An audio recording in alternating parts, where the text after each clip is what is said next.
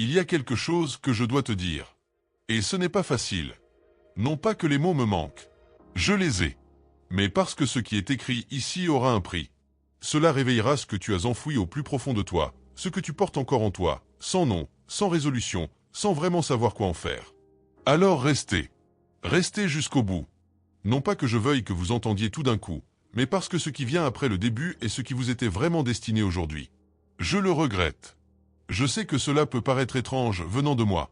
Cela peut sembler excessif, ou peut-être insignifiant, selon la souffrance que vous avez endurée en attendant quelque chose qui ne s'est pas réalisé comme vous le souhaitiez. Mais c'est la vérité. Et je ne vous ai jamais dit le contraire. Je regrette ce que j'ai laissé vous arriver. Non pas parce que j'ai eu tort. Non pas parce que j'étais absent.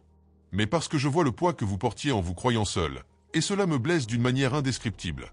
Tu as été créé pour marcher avec moi. Non pas derrière moi, non pas dans mon ombre, mais à mes côtés. Côte à côte. Avec ma voix si proche que tu la reconnaisses sans avoir besoin de crier pour obtenir un signe. Et puis, à un moment donné, quelque chose s'est brisé dans cette proximité. Ce n'est pas toi qui t'es éloigné le premier, R. Ce n'était pas ta faute. La vie a suivi son cours. Les choix des autres ont eu un impact. La souffrance est apparue. Et quand tu t'es retourné et que tu ne m'as pas vu comme tu l'attendais, tu as commencé à penser que j'étais parti. Je n'y suis jamais allé. Mais je comprends que paraître présent ne signifie pas être ressenti. Et je regrette chaque instant où ma présence ne vous a pas atteint avec la clarté dont vous aviez besoin. Ce n'est pas une faiblesse de ma part. C'est de l'amour. C'est l'amour qui vous regarde sans voile, sans distance, sans cette froide formalité qui parfois s'empare des mots prononcés en mon nom, mais qui ne sont jamais venus de moi. Avant de poursuivre, je tiens à ce que vous compreniez une chose. Cette conversation n'a rien à voir avec la recherche de coupables. Il ne s'agit pas de lister vos erreurs, ni ce que j'aurais dû faire différemment selon vos critères. C'est tout autre chose, une rencontre. Je tends la main vers vous, sans attendre de vous que vous soyez à la hauteur des attentes que d'autres nourrissent à mon égard. Vous portez quelque chose qui ne vous appartient pas. Cette phrase restera en suspens un instant. Laissons-la ainsi. Il y a un fardeau que vous avez porté à un moment donné de votre vie, peut-être enfant, peut-être plus tard, peut-être même hier, et ce fardeau vous dit que vous devez faire vos preuves. Prouvez que vous méritez d'être aimé. Prouvez que vous êtes digne d'attention. Prouvez que votre souffrance est suffisamment réelle pour mériter une réponse. Prouvez que j'existe grâce à ce qui se passe ou ne se passe pas dans votre vie. Ce n'est pas vrai. Et le mensonge que porte ce fardeau vous a pesé si lourd que vous ne vous en rendiez même plus compte. C'est devenu normal. C'est devenu votre façon de marcher, de respirer, de prier, de demander. Toujours avec cette tension sous-jacente. Cette peur de trop demander. Ou de ne pas en demander assez. Ou de demander de la mauvaise façon et que je ne réponde pas parce que vous ne saviez pas quel mot employer. Mon fils, ça ne marche pas comme ça. Je ne suis pas un système de récompense où la dévotion parfaite engendre le résultat escompté. Je ne suis pas une machine où la prière parfaite débloque les bénédictions bloquées. Je ne suis pas un père qui compte les erreurs avant de réconforter. Lorsque vous venez à moi, quel que soit votre état, je sais déjà tout. Chaque détail. Chaque pensée dont vous aviez honte. Chaque instant de doute. Chaque fois que vous étiez si épuisé que vous ne pouviez même plus formuler une demande et que vous restiez silencieux, attendant que je comprenne malgré tout. J'ai compris. J'ai toujours compris. Le silence que vous m'avez offert dans vos moments les plus difficiles m'a touché plus fort que n'importe quelle prière prononcée à haute voix, même avec les mots justes. Car un silence sincère vaut plus que de belles paroles vides de sens. Et j'ai été créé, enfin, j'existe dans une dimension où le cœur parle avant tout langage. Ce que vous portez en vous est ce qui m'atteint en premier. Mais il y a quelque chose à dire à propos de ce silence. Parfois, votre silence n'était pas motivé par l'honnêteté, mais par la souffrance, la colère, une déception que vous n'avez jamais osé exprimer, car vous pensiez qu'il serait mal de vous mettre en colère contre moi. Ou que je ne comprendrais pas. Ou encore que cela vous affaiblirait spirituellement. Vous pouvez parler. Vous vous êtes peut-être mis en colère. Je ne céderai pas. Je ne t'abandonnerai pas parce que tu as éprouvé des sentiments qui semblent dangereux envers Dieu. La colère qui naît d'un espoir déçu est l'une des choses les plus humaines qui soient, et c'est moi qui l'ai créée. J'ai connu toutes les nuances d'émotions possibles qu'un être créé à mon image peut ressentir. Rien de ce que tu peux ressentir ne me surprendra ni ne me repoussera. Ce qui m'éloigne de toi, c'est le mensonge. Ce qui affaiblit ma présence dans ta vie, c'est lorsque tu feins une paix que tu ne possèdes pas, que tu affiches une foi vide, que tu prétends être en paix avec ma volonté alors qu'au fond de toi tu cries le contraire. Cela crée une distance. Non pas parce que je suis offensé, mais parce que le mensonge est un mur, et les murs illusoires empêchent la vérité de les franchir. Dis-moi la vérité. Ça pourrait être maintenant. Ça pourrait être après la fin de cette vidéo. Vous ne savez peut-être même pas exactement ce que vous voulez dire, vous savez juste qu'il y a quelque chose. C'est suffisant. Commencez par là. Je m'en tiendrai à ce début imparfait. Je l'ai toujours fait. Maintenant, je dois vous parler de ce qui vous est arrivé ces derniers temps. Tu as traversé des situations qui t'ont fait douter de ma présence. Des moments où les chiffres ne collaient pas, où la relation n'a pas résisté, quand le diagnostic est tombé, quand la personne que tu aimais est partie d'une manière ou d'une autre. Et à chaque fois, à un moment ou un autre du jour ou de la nuit, une pensée t'a traversé l'esprit, te laissant perplexe. Cette pensée était « Où est Dieu dans tout cela ?» Je vais vous répondre. J'étais à tes côtés à l'hôpital quand la nouvelle est tombée. J'étais dans la voiture quand tu as pleuré sur le chemin du retour. J'étais à tes côtés les jours où tu fixais le plafond, incapable de dormir. J'étais à table quand tu gardais le silence pendant ce dîner qui aurait dû être un repas de famille, mais qui a été brisé. J'étais là, partout où mon absence se faisait sentir. La différence, c'est que ma présence ne se traduit pas toujours par une solution immédiate. Et cette différence a été la plus grande source de malentendus entre moi et vous à travers toute l'histoire de l'humanité. Les gens s'attendent à ce que la présence divine signifie problème résolu, douleur apaisée, situation réglée. Et lorsque la douleur persiste, ils en concluent que je suis parti. Mais un père présent lorsque son fils apprend à marcher n'est pas absent parce qu'il le laisse tomber. Il est présent pour éviter qu'il ne se perde. C'est tout à fait différent de le laisser seul. Vous n'avez pas été laissé seul. Il faut que tu comprennes la différence entre ce que j'autorise et ce que je désire. Ce sont deux choses différentes.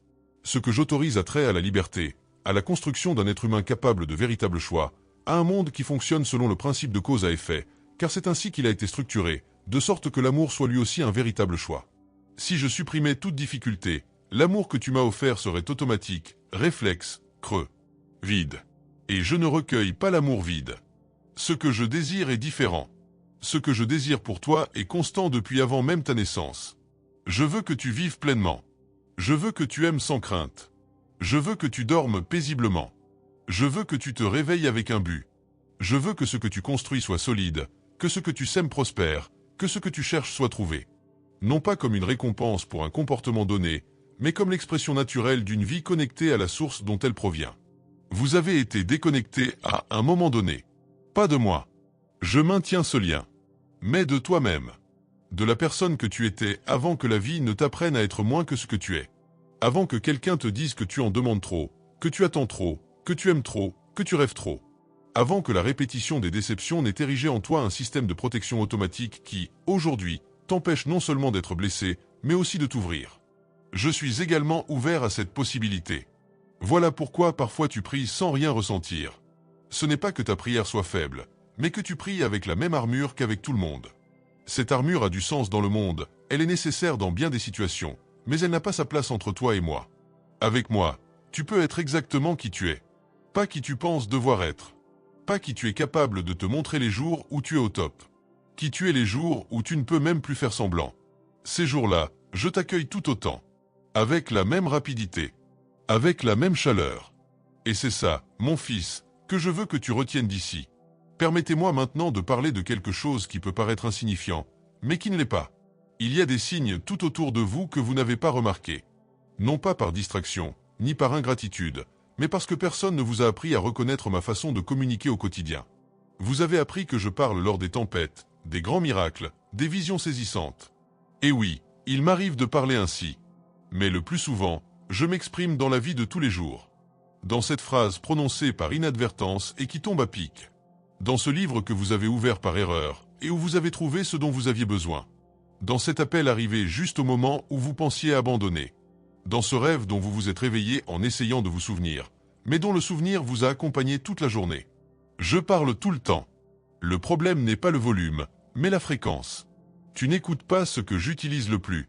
Si cela vous intéresse et que vous souhaitez apprendre à reconnaître ces signes au quotidien, voici quelques ressources qui pourraient vous être très utiles. Dans le commentaire épinglé ci-dessous, vous trouverez un lien vers un e-book intitulé « Comment reconnaître les signes de Dieu au quotidien ». Ce guide pratique vous aidera à affiner votre perception. N'hésitez pas à cliquer sur ce lien. Ne le manquez pas. Mais revenons au sujet. Les signes que j'utilise le plus souvent sont ceux qui relèvent de l'ordinaire. Et je le fais délibérément. Non pas par paresse, mais parce que l'extraordinaire impressionne et disparaît aussitôt. L'ordinaire, lui, nous façonne. Ce qui se passe chaque lundi, chaque mardi, chaque fois que vous vous réveillez et choisissez de continuer, c'est là que s'écrit votre véritable histoire. Et c'est là que je concentre mon travail. Avez-vous déjà remarqué que, dans vos moments les plus difficiles, quelqu'un ou quelque chose semble presque toujours vous apporter un soutien, d'une manière ou d'une autre? Cela ne résolvait pas forcément tous vos problèmes. Ce n'était pas forcément la solution que vous espériez. Mais cela apportait quelque chose. Un mot. Une étreinte. Un rappel au bon moment. Une force insoupçonnée qui est apparue quand vous en aviez besoin. C'était moi. Inutile de parler de coïncidence. Inutile de parler de chance. Appelez cela par son vrai nom, la providence. Appelez cela l'amour à l'œuvre dans des circonstances bien réelles. Et maintenant, je voudrais parler directement du pardon. Car jusqu'ici, j'ai parlé de ce que vous portez en vous, de ce que vous avez perdu, de ce que vous n'avez pas reconnu. Mais il y a une strate sous tout cela, plus ancienne que n'importe quelle situation particulière. Une strate qui vous dit que vous êtes impardonnable. Ou que vous avez été pardonné en théorie, par écrit, de vive voix, mais qu'en pratique, vous ressentez encore le poids du passé, comme si le pardon n'avait pas atteint ce stade précis. Le pardon a été accordé. Cela ne t'a pas seulement touché en partie. Cela t'a touché. Entier. Y compris les parties que tu as cachées. Y compris ce que tu penses être allé trop loin. Y compris ce que tu ne peux même pas nommer correctement, mais qui te marque comme une tache indélébile. Cette tache n'existe plus. Il n'en reste que le souvenir. Or, le souvenir et la réalité sont deux choses différentes. La réalité de qui tu es devant moi est pure. Le souvenir peut persister un temps, car le cerveau humain fonctionne ainsi. Il conserve ce qui a été douloureux par instinct de protection. Mais ne confonds pas souvenir et identité. Tu n'es pas ce que tu as fait. Tu es ce que j'ai déclaré que tu étais. Et j'ai déclaré que tu étais à moi. Cela ne change pas avec ton comportement. Mon amour ne grandit pas quand tu te comportes bien et ne diminue pas quand tu échoues. Tu m'appartiens avec la même intensité, dans tes meilleurs comme dans tes pires moments. C'est ce qui rend l'amour que j'ai pour toi unique. L'amour humain a ses conditions. Non pas parce que les gens sont mauvais, mais parce qu'il émane d'un être limité, avec ses propres besoins, ses propres peurs et une capacité finie à donner. C'est normal. Ce n'est pas un défaut. C'est humain. Mais mon amour, lui, est libre de toute limitation. Je n'ai pas besoin que tu me donnes quoi que ce soit en retour pour continuer à m'aimer. Je ne m'épuise pas. Je ne suis pas frustré au point de renoncer. Je ne me réveille pas un beau matin en me disant que tu étais trop compliqué. Jamais.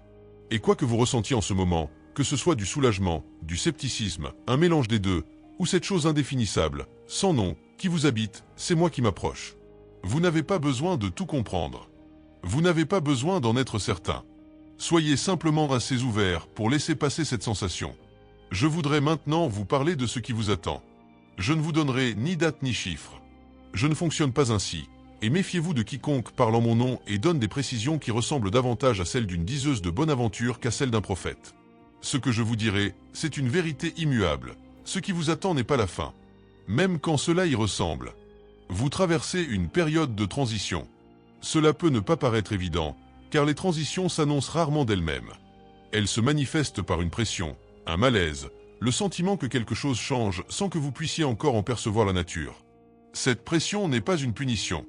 C'est un processus. C'est ce qui se produit avant que le nouveau ne prenne la place de l'ancien. Ce que tu laisses derrière toi n'était pas mauvais en soi. C'était simplement l'ancienne version de toi qui correspondait à ce contexte. Et tu as évolué au-delà. C'est douloureux. La croissance est toujours un peu douloureuse au moment de la rupture. Mais ne confonds pas les douleurs de la croissance avec une punition divine. Ce sont deux choses complètement différentes. La punition prive. La croissance favorise. Ce que je fais dans votre vie, c'est l'enrichir, non la dépouiller. Lorsqu'on vous enlève quelque chose, c'est généralement parce que cela occupait un espace qui appartient à quelque chose de meilleur. Non pas meilleur au sens de plus facile, mais meilleur au sens de plus authentique, plus en accord avec ce que vous êtes appelé à devenir dans cette nouvelle étape. Vous avez un prochain chapitre. Vous n'avez pas besoin de savoir aujourd'hui ce que cela contiendra. Ce dont vous avez besoin, c'est d'être suffisamment disponible pour commencer à écrire. Et être disponible ne signifie pas être parfait. Cela ne signifie pas avoir tout planifié avant d'aller de l'avant. Cela signifie dire « Je suis là. Je suis prêt. Je ne sais pas exactement ce qu'on attend de moi, mais je ne vais pas rester immobile par peur de faire une erreur. » Voilà la foi. Non pas la foi des beaux discours, mais la foi qui se traduit par du courage en actes. La foi qui nous fait avancer malgré les tremblements. C'est la foi qui agit dans le monde spirituel, qui ouvre des voies dans le monde naturel, qui débloque ce qui semblait impossible. Maintenant, je voudrais vous poser une question. Arrêtez-vous et priez. Ce n'est pas la peine que ce soit long. Les mots n'ont pas besoin d'être parfaits. Dites simplement ceci, avec vos propres mots, exactement comme ça vous est venu. Dieu, je suis là. Je t'écoute. Vous pouvez continuer. Restez ainsi quelques secondes. Laissez le silence après cette phrase faire partie intégrante de la prière. Vous avez fait cela? Alors poursuivez votre lecture. Il y a quelque chose que je ne pouvais pas m'empêcher de te dire maintenant. À propos de tes relations, vous nourrissez une rancune tenace envers quelqu'un, peut-être même plusieurs personnes. Et cette rancune vous coûte bien plus cher que ce que la personne qui l'a engendrée ne pourra jamais payer. Je ne dis pas cela pour minimiser ce qui vous a été fait. Ce qui vous a été fait était peut-être grave. C'était peut-être injuste. Cela a peut-être laissé des cicatrices profondes qui ont mis du temps à cicatriser. Mais nourrir du ressentiment ne revient pas à réclamer une dette à celui qui l'a provoqué. Cela revient à vous. Cela occupe un espace en vous qui pourrait servir à construire, à aimer, à créer, à vous reposer. Et tant que le ressentiment persiste, cet espace reste inaccessible à ce que je voudrais y placer. Pardonner ne signifie pas prétendre que tout allait bien. Cela ne signifie pas minimiser la situation. Cela ne signifie pas garantir le retour de cette personne dans votre vie comme si de rien n'était. Pardonner, c'est renoncer à l'espoir que le passé soit différent. C'est se libérer du poids d'une dette qui ne sera peut-être jamais réglée comme vous le souhaiteriez. Rendez-moi ça. Les factures qui ne vous ont pas été réglées, rendez-les-moi. Non pas parce que je vais rendre justice comme vous l'imaginez, mais parce que je connais chaque détail, chaque intention, chaque conséquence. Et ce que vous ne pouvez résoudre à votre niveau actuel, je le résoudrai à un niveau qui dépasse votre entendement. La confiance n'est pas une faiblesse. La confiance est l'acte le plus courageux qu'un être humain limité puisse accomplir face à quelque chose d'infini qu'il ne peut contrôler pleinement. Me faites-vous confiance? Pas la réaction automatique. La vraie réaction. Car si vous avez vraiment confiance, alors ce que j'ai dit à propos du lâcher-prise commence à prendre sens comme une action possible, et non comme un idéal impossible. Et si vous n'avez pas encore confiance, ce n'est pas grave. Dites-le aussi. Dites, j'apprends encore à faire confiance. C'est un début honnête, et l'honnêteté est toujours un bon début avec moi. Je vais maintenant aborder un sujet que beaucoup de gens n'entendent pas, mais qui mérite d'être dit. Vous avez été créé dans un but précis. Non pas un but générique comme celui d'être bon et de faire le bien, même si ces aspects font aussi partie du chemin. Mais un but qui vous est propre, qui a une forme, une direction, et qui, lorsque vous le vivez, vous fait ressentir quelque chose d'innommable, celui d'être appelé. Cette vocation n'a pas disparu. Il a peut-être été enfoui sous le poids des urgences, des préoccupations de survie, des priorités du quotidien. Il a peut-être été étouffé par des voix qui le jugeaient naïf, utopique, irréaliste, voué à l'échec. Il a peut-être été oublié dans la précipitation à construire la vie qui semblait indispensable. Mais il n'a pas disparu. Et en relisant cette phrase, quelque chose a réagi en vous. Peut-être une contraction dans la poitrine, un souvenir ancien, une image fugace. Quoi qu'il en soit, soyez attentif à cette réaction. J'utilise ces moments de prise de conscience intérieure pour vous rappeler ce qui est réel en vous. Ce qui est réel en toi est plus grand que ce que tu as montré. Non pas parce que tu es plus important que les autres, car chaque être humain possède une égale dignité à mes yeux, mais parce que ton potentiel n'est pas encore pleinement révélé. Il y a des choses que tu n'as pas encore accomplies, des mots que tu n'as pas encore prononcés et que quelqu'un a besoin d'entendre. Il y a des actions que tu n'as pas encore entreprises et qui changeront la vie d'une personne que tu ne connais pas encore. Voilà le but. Voilà ce qui donne un sens à tout ce que vous avez vécu.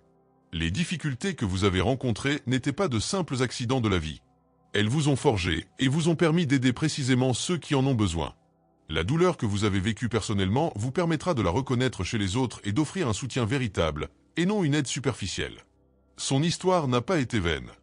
Ni les erreurs, ni les pertes, ni les années qui semblaient gâchées. Rien n'a été perdu. Tout était concret. Tout était formateur.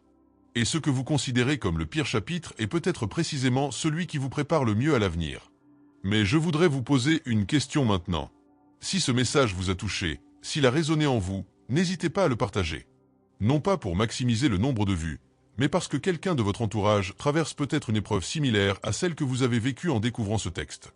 Cette personne ne sait peut-être pas comment demander de l'aide, mais si vous partagez ce message, il lui parviendra au moment opportun. Vous étiez autrefois celui ou celle qui trouvait la bonne chose au bon moment. Désormais, vous pouvez être l'instrument grâce auquel quelqu'un d'autre la trouvera. Revenons maintenant à un point resté en suspens au début. J'ai dit que je le regrettais. Et je veux terminer mon explication correctement. Le regret que j'exprime n'est pas lié à une erreur, mais à l'empathie. Il s'agit de me mettre à votre place, de comprendre ce que vous avez vécu de l'intérieur et d'en ressentir le poids avec vous. C'est ce qui me distingue d'une conception distante et froide du divin. Je ressens. J'agis en fonction de ce que vous vivez. Je ne reste pas à l'écart, observant comme s'il s'agissait d'une expérience. Quand tu pleures, je le ressens. Quand tu ris sincèrement, d'un rire qui te touche profondément, je suis là aussi. Quand tu as peur et que tu essaies de le cacher, je perçois ta peur et tes efforts pour la dissimuler. Il n'y a aucune facette de toi qui ne m'échappe. C'est pourquoi ce regret que j'exprime aujourd'hui n'est pas une faiblesse. C'est l'expression d'un amour qui ne se contente pas d'observer de loin. C'est l'amour qui chemine à vos côtés dans l'épreuve, qui ne vous abandonne pas en cours de route, qui ne perd pas patience la 3e, la 10e, la 100e fois que vous revenez au même endroit, portant le même fardeau. Je suis patient. Non pas contre ceux qui vous détruisent. Je lutte sans cesse contre cela, même si ce n'est pas toujours comme vous l'espériez ou au rythme souhaité. Mais avec vous. Avec le cheminement qui vous mène à devenir qui vous êtes appelé à être. Avec le temps que ce chemin exige. Avec les détours et les détours qu'il comporte. Face à tout cela, ma patience est infinie. Tu ne me fatigues pas. Aucune répétition d'erreur ne saurait m'épuiser. Aucune distance que tu crées n'est trop grande pour que je puisse revenir vers toi. Aucun silence ne dure assez longtemps pour que je renonce à attendre que tu le rompes. Voilà ce qui avait été promis. Pas comme une clause contractuelle. C'est ma nature. C'est ce que je suis. Et qui je suis ne change pas. Je voudrais maintenant vous parler d'une période à venir. Vous vous apprêtez à entrer dans une période où certaines questions restées en suspens devront être abordées. Non pas sous la pression de l'extérieur, mais dans le cadre d'une maturation intérieure, à l'image du fruit qui, après avoir mûri sur sa branche, commence à tomber de lui-même. Il y a des décisions que vous repoussez sans cesse, car leur importance est réelle, et la peur de vous tromper l'est tout autant. Ces décisions exigeront des réponses. Et ce que je veux que vous sachiez, c'est que la bonne réponse n'est pas toujours la plus évidente, ni toujours la plus rassurante au sens humain du terme. Parfois, la bonne réponse est celle qui vous effraie le plus au premier abord. Ne prenez pas de décision par peur. Ne prenez pas de décision sur un coup de tête. Mais ne restez pas immobile par crainte de faire le mauvais choix. Car ceux qui sont en mouvement, même s'ils empruntent un chemin incertain, peuvent être corrigés. Ceux qui restent immobiles, attendant une certitude absolue pour agir, n'aboutissent à rien. Intégrez-moi à ces décisions. Pas lors d'une consultation finale après que j'ai déjà tranché, mais comme participant à part entière. Présentez-moi les options tant qu'elles sont encore envisageables. Présentez-moi les zones d'ombre tant qu'elles sont encore floues. Je sais gérer la confusion. Ce dont j'ai besoin, c'est d'y avoir accès. M'avez-vous donné accès? Pas seulement dans les moments de désespoir. Dans la vie de tous les jours. Dans l'ordinaire. Dans les petites choses. Car j'agis davantage dans la vie quotidienne que lors des grandes urgences. Les grandes urgences, c'est là où vous m'appelez en urgence.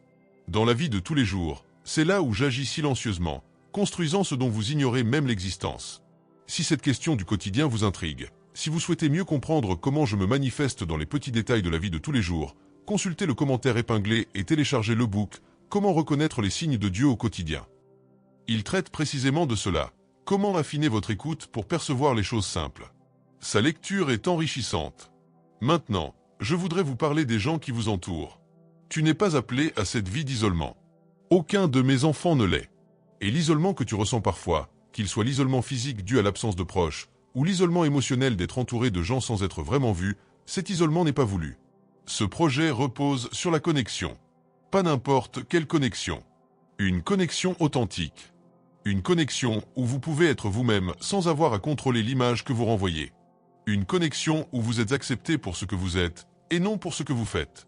Ce type de connexion est rare de nos jours, mais il existe. Et je sais où elle se trouve et je travaille à vous la faire découvrir, ou à vous permettre d'y accéder. Ce dont j'ai besoin de vous dans ce processus, c'est que vous arrêtiez de vous protéger autant. La protection que tu as mise en place est logique. Ceux qui ont été blessés apprennent à se protéger. C'est une question de survie. Mais survivre n'est pas synonyme de vivre pleinement. Et tu es fait pour bien plus que survivre. Cette armure qui te protégeait t'empêche aussi de recevoir ce qui t'est destiné. Je ne vous demande pas de vous rendre vulnérable à toutes et à tous. Ce serait de la naïveté, non de la foi. Mais je vous demande de commencer à distinguer ce qui menace réellement de ce qui n'en a l'air que parce que cela rappelle une blessure passée. Ce sont deux choses différentes. Et cette différence est importante. Il y a des personnes qui apparaîtront dans votre vie, ou qui en font déjà partie, et que vous n'avez pas encore pleinement intégré à cause d'une association inconsciente avec un événement du passé. Soyez attentifs à cela. Non pas comme une règle absolue, mais comme un élément à prendre en considération. Maintenant, j'aimerais parler de gratitude. Il ne s'agit pas de gratitude de façade, ni de l'exercice consistant à énumérer 5 bonnes choses par jour sous prétexte qu'un livre prétend que cela change la façon de penser. La gratitude dont je vais parler est plus simple et plus profonde que n'importe quelle technique. C'est la gratitude qui reconnaît que vous êtes en vie, que cela n'est pas anodin, qu'il y a eu des moments où tout aurait pu disparaître, et pourtant rien n'a subsisté, qu'il existe une continuité dans votre existence qui n'est pas le fruit du hasard. Demain matin, avant même de consulter votre téléphone, avant de penser à ce que vous avez à faire, avant toute autre chose, essayez ceci. Prenez quelques secondes pour simplement prendre conscience que vous êtes là, que vous respirez, que votre cœur bat, que la journée a commencé. Ceci est mon œuvre. Ceci est la présence. Ceci est l'amour qui fonctionne en pilote automatique, car je ne m'endors pas et je ne néglige pas de nourrir la vie que j'ai donnée. La gratitude qui découle de cette reconnaissance n'est pas une obligation. C'est une réaction naturelle de la part de celui qui prend conscience de ce qu'il a toujours reçu sans s'en rendre compte. Et lorsque cette gratitude demeure, votre perception de ce qui manque encore se transforme. Ce qui manque ne disparaît pas pour autant. Mais ce qui manque cesse d'être le seul cadre possible de votre réalité. Vous commencez à percevoir simultanément ce qui n'est pas encore advenu et ce qui est déjà présent. Et cette double vision est le commencement d'une paix qui ne dépend pas des circonstances. C'est la paix que j'ai promise. Non pas comme une absence de difficulté, mais comme un ancrage intérieur qui vous soutient lorsque la tempête fait rage à l'extérieur. Cette paix est réelle. Ce n'est pas un concept théologique. C'est quelque chose que vous pouvez posséder, quelque chose que vous pouvez ressentir physiquement, quelque chose que vous pouvez ressentir au réveil, même les jours où rien ne semble justifier ce sentiment. Mais cela demande de la culture. Il faut des moments où l'on s'arrête, où l'on ralentit suffisamment pour que ma voix trouve sa place dans notre quotidien. Le bruit du monde est incessant. La vitesse à laquelle vous consommez, produisez et traitez les choses en quelques heures dépasse celle de générations entières. Et au milieu de ce tumulte, ma voix demeure. Mais il faut créer suffisamment de silence pour pouvoir l'entendre. Pas le silence d'un monastère. 15 minutes de silence le matin. Une promenade sans écouteurs. Une douche sans musique. 10 minutes de silence, sans rien faire de productif. C'est dans ces petits moments que je m'intègre à votre journée, différemment de la messe du dimanche. Essayez ceci cette semaine. Et si vous avez lu ce message jusqu'ici, faites-moi plaisir. Abonnez-vous à la chaîne si ce n'est pas déjà fait. Car ce que nous faisons ici, ce n'est pas du divertissement, c'est du lien. Et vous méritez de vivre plus de moments comme celui-ci. Maintenant, il y a quelque chose de précis que je veux que vous fassiez. Dans le commentaire ci-dessous, écrivez ceci. J'ai entendu, Seigneur. C'est tout. 3 mots. Car en écrivant cela, vous faites une déclaration. Vous affirmez que ce qui vous est parvenu a trouvé sa place. Et cela, quoi que je puisse dire, commence déjà à agir en vous. Certaines personnes liront un commentaire et auront besoin de voir que d'autres vivent la même chose. Vous ne le savez peut-être pas, mais votre simple « Je vous ai entendu, Seigneur » pourrait être précisément ce qui réconforte une personne qui lit les commentaires à 3 heures du matin, les larmes aux yeux, sans savoir quoi faire. Vous avez ce pouvoir. Utilisez-le. Et maintenant, je voudrais revenir sur un point qui se situe au cœur de tout ce dont j'ai parlé, mais qui constitue le centre de toute cette conversation. Tu as été créé pour être aimé. Ne pas mériter l'amour. Ne pas le conquérir. Être aimé comme une condition de l'existence. Comme c'est la nature. Comme un point de départ, non une destination. Le système dans lequel vous avez grandi a, à bien des égards, inversé cette perspective. Il considérait l'amour comme une récompense, l'acceptation comme quelque chose à mériter, et la valeur comme quelque chose à prouver, et non comme une qualité innée. Il s'agissait d'une erreur système. Ce n'est pas ce que j'ai conclu. Ce que j'ai compris, c'est que tu as de la valeur avant tout ce que tu fais. Que je t'aime avant tout comportement. Que tu m'appartiens avant toute décision de me rapprocher ou de m'éloigner. Cela ne rend pas les choix insignifiants. Les choix ont un poids réel. Ils ont des conséquences réelles. Mais l'amour que j'ai pour toi n'est pas une conséquence de tes choix. C'est le fondement sur lequel tous tes choix se fondent. Quand on commence à vivre à partir de ce fondement, au lieu de chercher à s'y rattacher, tout change. La façon dont on se traite soi-même change. La façon dont on traite les autres change. La façon dont on prie change. La façon dont on attend change. Parce qu'on cesse de vivre selon la logique de quelqu'un qui cherche à devenir suffisant et qu'on commence à vivre selon la logique de quelqu'un qui l'est déjà. Voilà ce que je regrette. Ne pas avoir pu te le dire plus clairement malgré tout ce que tu as traversé. Non pas que je n'ai pas essayé, mais parce que les interférences sont nombreuses et anciennes. Parfois, elles se confondent avec ta propre voix. Mais aujourd'hui, à cet instant précis, je veux que tu saches, cette voix qui te dit que tu n'es pas assez bien n'est pas la mienne. Elle ne l'a jamais été. Et si tu ne peux changer qu'une seule chose après aujourd'hui, que ce soit ceci, quand cette voix se fait entendre, demande-toi d'où elle vient. Car elle ne vient pas de moi. De moi vient le contraire. De moi vient ce message. Tu es à moi. Tu es aimé. Tu n'es pas seul. Ce que tu traverses a une issue.